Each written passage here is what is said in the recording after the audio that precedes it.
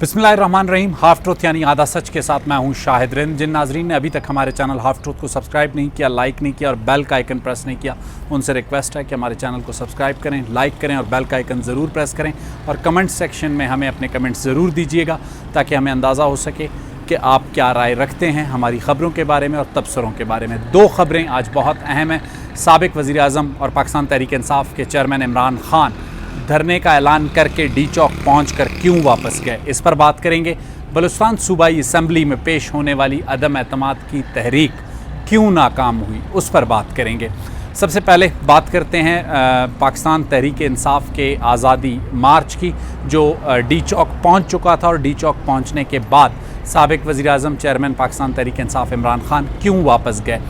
हमारी मालूमात के मुताबिक हुकूमत ने अपनी हिकमत अमली के तहत रोकने का फ़ैसला किया था इस आज़ादी मार्च को, और उस पर अमल दरामद होते हुए हमने देखा KPK में, पंजाब में KPK के बॉर्डर पर।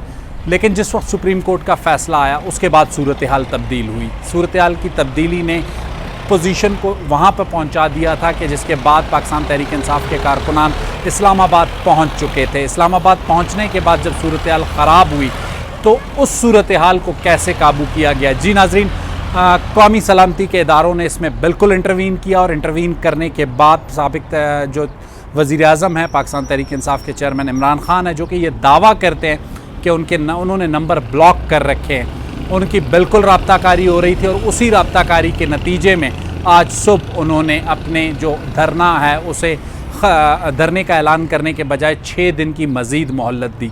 6 दिन की मज़ीद मोहलत क्यों दी? क्योंकि पाकिस्तान तहरीक इंसाफ के चेयरमैन ये समझते हैं कि अगर वो डेडलाइन नहीं देंगे तो उन्होंने उनसे जो वादे किए गए हैं वो पूरे नहीं होंगे, तो उनके पास एक ऑप्शन होगा वापस आने का। हुकूमत दूसरी तरफ क्या सोच रही है? हुकूमत शदीद दबाव में है और हुकूमत अपने शदीद दबाव को ज़ाहिर कर रही है। जिस तरीके से तेज़ी से हुकूमत कानून साजी कर रही है EVM पर, ओवरसीज़ पाकिस्तानीज़ के वोट पर, नैब के मामले पर, आज तमाम चीज़ों को जिसे कहते हैं उसी तरीके से बुलडोज़ करने की कोशिश हुकूमत ने की जिस तरीके से जल्दबाजी में, काफ़ी स्पीड में जैसे पाकिस्तान तहरीक इंसाफ कर चुकी थी। तो ये जाहिर करता है कि हुकूमत अब भी परेशान है, कन्फ्यूज़्ड है। ऐसा नहीं है कि वो रिलैक्स मोड में और बिल्कुल आखिर तक ये असम्बलियाँ चलेंगी, क्योंकि IMF से जो रिलीफ मिलना था वो हुकूमत को नहीं मिला। साबिक़ वज़ीर आज़म इमरान खान आज धरना चाहते तो दे सकते थे, लेकिन एक तो उनके पास स्ट्रेंथ उतनी नहीं थी जितना उन्होंने ऐलान किया था, यानी 20 लाख। तो उन्होंने भी इस बात को देखा, और दूसरी बात यह है कि वो कुछ चीज़ों को काफ़ी हद तक इतना आगे ले गए हैं, उसमें मज़ीद बिगाड़ पैदा होने का अंदेशा मौजूद था, और सुप्रीम कोर्ट में तौहीन अदालत होने का भी एक ख़दशा मौजूद था। तो मेरा ख़्याल है और मेरी मालूमात हैं कि इस वजह से उन्होंने बैकआउट किया। 6 दिन बाद वो क्या करेंगे, 6 दिन के दौरान हुकूमत क्या करेगी, बहुत दिलचस्प सूरत हाल होगी। लेकिन मेरी ख़बर के मुताबिक इस वक्त सालिसीन बीच में मौजूद हैं और एक राब्ताकारी दोनों तरफ, हुकूमत की तरफ भी और पाकिस्तान तहरीक इंसाफ की तरफ भी हो रही है, और अर्ली इलेक्शंस का ऑप्शन अब भी खारिज इम्कान नहीं है। उसी की बात पर हम आपको ये कह सकते हैं कि हुकूमत ने जल्दी में कानून साजी इसीलिए की है। दूसरी ख़बर हमारी जो है, बलूचिस्तान सूबाई असम्बली में मीर कुद्दूस बिज़ंजो के ख़िलाफ़ तहरीक अदम एतमाद पेश ना हो सकी। स्पीकर ने रूलिंग दी कि 13 अराकीन की ज़रूरत थी, 11 अराकीन मौरकीन पेश कर सके, बावजूद इसके कि 14 दस्तखत मौजूद थे तहरीक अदम एतमाद पर। लेकिन आज जब एडमिसिबिलिटी की बारी थी तो 14 के बजाय 11 अराकीन मौजूद थे। दस्तखत करने वाले जो अराकीन असम्बली में मौजूद नहीं थे उनमें नवाबज़ादा तारिक मक्सी असम्बली इजलास के लिए ज़रूर आए, लेकिन हॉल में उस वक्त नहीं पहुँचे। उसके अलावा नईम बाज़ई जिनके दस्तखत मौजूद थे वो नहीं आए। मुबीन खिलजी गुज़श्ता रात ही वो कुद्दूस बिज़ंजो को प्यारे हो गए थे। इंजीनियर ज़मरक ANP के उन्होंने दस्तखत नहीं किए थे पार्टी पॉलिसी, पार्टी लाइन के बावजूद, लेकिन वो असम्बली में मौजूद थे, असम्बली हॉल में नहीं गए और उन्होंने इस वोटिंग का हिस्सा ना बनने का फ़ैसला किया। 2 जमातें जो हैं, 2 से 3 जमातें, उनकी जो तकसीम थी वो वाज़े नज़र आई।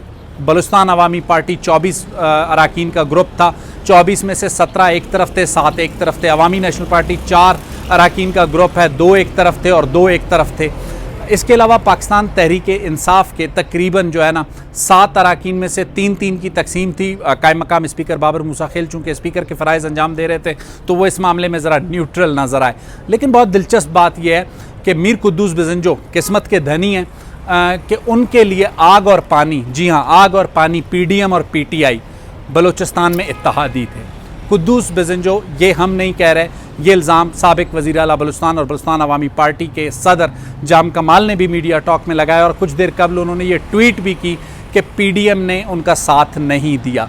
पीडीएम ने उनका साथ क्यों नहीं दिया, उसकी वजूहात क्या हैं, क्या गलती जाम कमाल के एंड पर है, क्या गलती पीडीएम के एंड पर है। एक चीज़ को याद रखिएगा कि तहरीक अदम एतमाद पेश करने के बाद जो इफ़ेक्टिव वर्किंग थी वो जाम कमाल और उनके ग्रुप की जानिब से नज़र नहीं आई, क्योंकि जाम कमाल कराची चले गए थे, सरदार यार मोहम्मद रिंद इस्लामाबाद में मौजूद थे और ज़हूर बुलेदी क्वेटा में मौजूद थे। लेकिन वो जो जिसे कहते हैं अपने ग्रुप को बढ़ाने की जो कोशिशें हैं किसी हद तक उन्होंने की होंगी, लेकिन वो इफ़ेक्टिव कोशिशें जो पीडीएम के लेवल पे करनी थी वो हमें नज़र नहीं आई। राब्ताकारी ज़रूर हो रही थी, मौलाना वासे के ज़रिए भी पैगामात भेजे जा रहे थे, लेकिन पीडीएम इस पर तैयार नहीं हुई। अब ये सवाल उठता है कि पीडीएम और पाकिस्तान तहरीक इंसाफ का ये कैसा अननेचुरल सा अलायंस था बलूचिस्तान में, क्यों वो सियासी कुव्वतें जो 3 सूबों में एक दूसरे की दुश्मन हैं लेकिन बलूचिस्तान में इत्तहादी हैं। बहुत कुछ है जिन पर बात की जा सकती है, लेकिन ये वो हमारे सियासी हकायक हैं कि जहाँ चाहें वहाँ साथ बैठ सकते हैं, जहाँ ना चाहें वहाँ नहीं बैठते। तो इस वक्त जो ओवरऑल मुल्क में पॉलिटिकल सिनेरियो है, अगर बलूचिस्तान की सूरत हाल पे पीडीएम और पीटीआई के मफादात इकट्ठे हो सकते हैं तो क्या मुल्की सतह पर नहीं हो सकते? इस बात को हमें सोचना होगा। आज के हाफ ट्रुथ से मुझे शाहिद रिंद को इजाज़त दीजिए। अल्लाह हाफ़िज़।